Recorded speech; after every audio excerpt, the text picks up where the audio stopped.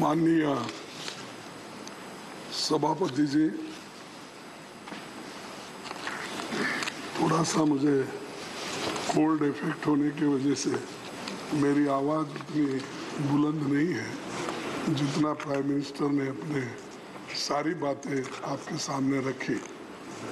और ये ऐसा भी होता है जो पहला वक्ता बात करते हैं, ये बफे सिस्टम टाइप, जो पहले जाते हैं पंक्ति में उनको ज़्यादा खाना मिलता है, जो बाद में वहाँ पर जाएंगे थोड़ा फिर उधर इधर की बातें बोलते हैं। लेकिन मैं आपके सामने चंद बातें रखना चाहता हूँ जो मैं खासकर आपसे एक 30-40 साल से अपनी पहचानत है। आप जनरल सेक्रेटरी इंचार्ज कर्नाटका थे, फिर बीजेपी के प्रेसिडेंट भी थे, फिर ये हमारा सौभाग्य है कि आप 3 बार कर्नाटक से राज्यसभा मेंबर चुन के आए।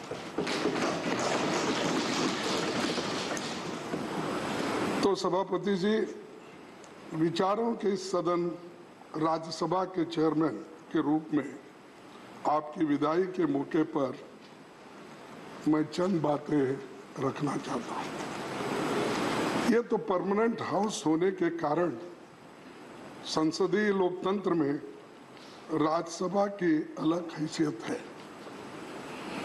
आज जबकि देश आज़ादी के 75वें साल पर उत्सव मना रहा है, इस हाउस पर भी देश के लोगों की निगाहें पड़ रही है। आपके लिए नए हाउस नया रहा है, नए हम लोग नए हैं।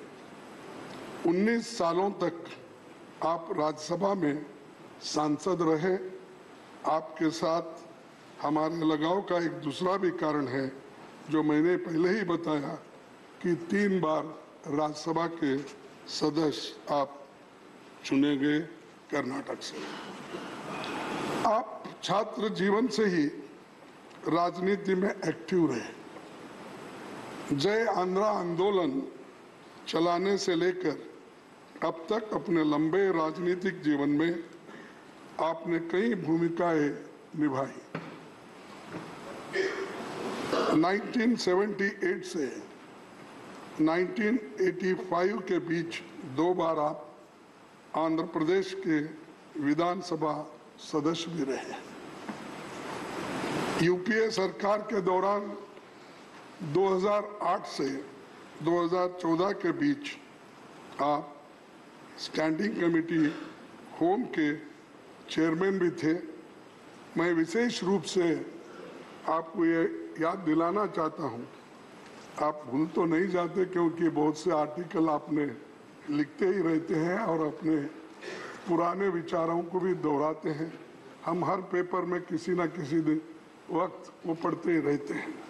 लेकिन आपने जो आर्टिकल 371 जे स्टैंडिंग कमेटी के चेयरमैन होने के नाते हम कर्नाटक के लोग जब आपसे अपील किए, ये बहुत दिन से पेंडिंग है और ये जो है एनडीए सरकार में इसको नकारा गया था, लेकिन उसको किसी न किसी तरह से हैदराबाद कर्नाटक एरिया को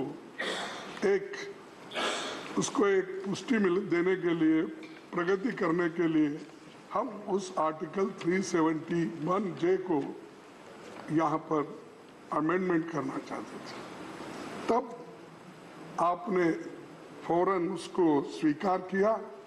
यहाँ तक भी यहाँ पर ऑफिस नहीं था तो हम लोग कर्नाटक भवन में जाके जो चीफ मिनिस्टर थे उनको भी बुला के हम सभी बैठकर उस आर्टिकल 371 जे को की कमी